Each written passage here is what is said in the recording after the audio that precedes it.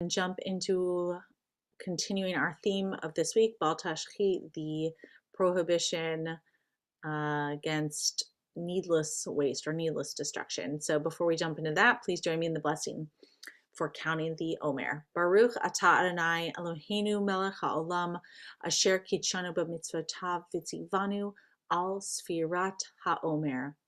Blessed are you, Adonai, our God, ruler of the universe, who sanctifies us with mitzvot and commands us to count the Omer.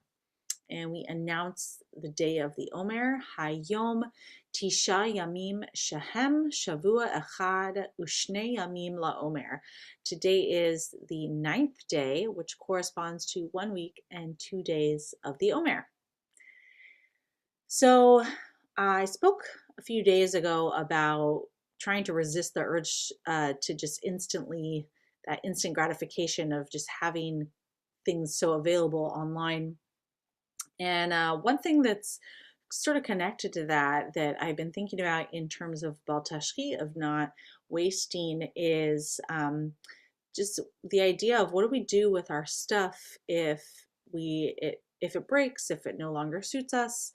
And so I want to share a little bit about the concept of kintsugi, which you may be familiar with. I didn't know a ton about it, and then recently took a phenomenal workshop with Dr. Miriam Heller-Stern and got to learn a lot more about it and got to do a little kintsugi. So kintsugi is the Japanese art of repairing broken pottery.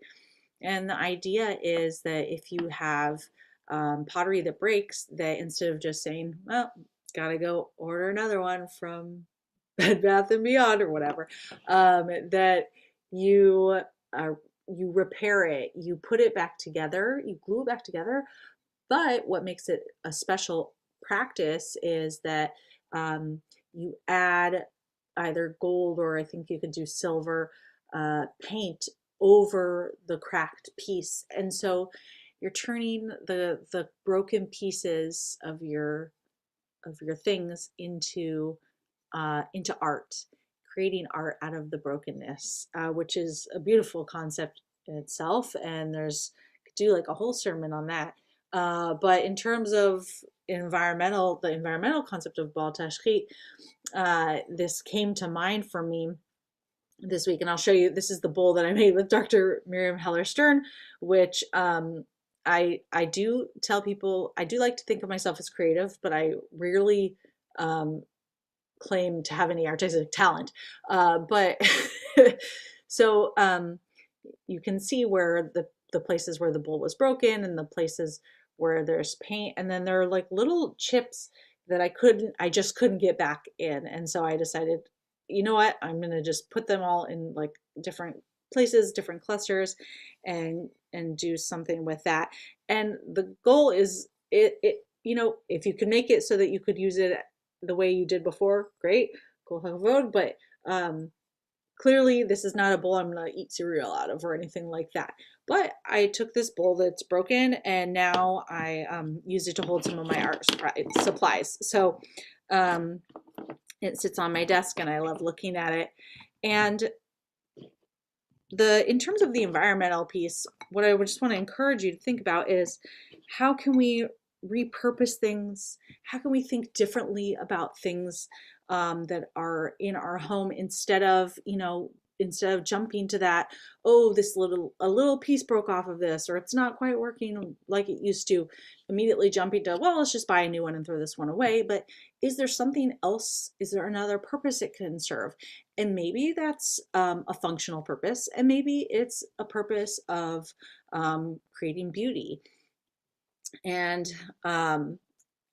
the reason I like that is it also kind of reminds me of Martin Buber's theology of I thou, and differentiating between relationships that are relationships of service, in a way. Like this bowl, it's functional for me. What do I use? What it serves me, as a bowl that I can eat things out of. But when I turn it into a piece of art, that changes my relationship with it. It's become something that helps me reflect.